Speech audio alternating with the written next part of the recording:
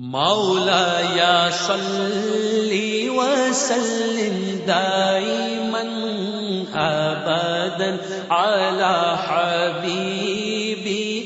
खैरिल खल्क़ि कुल्लिहिम। حدثنا علي بن عبد الله قال حدثنا سفيان قال حدثنا عمرو قال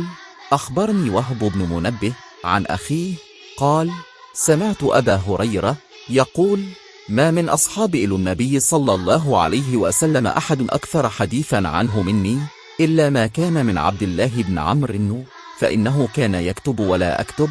تابعه معمر عن همام عن أبي هريرة।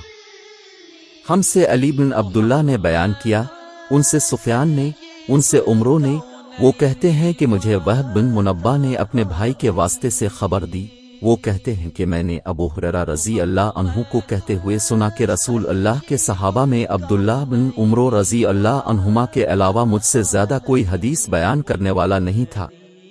मगर वो लिख लिया करते थे और मैं लिखता नहीं था।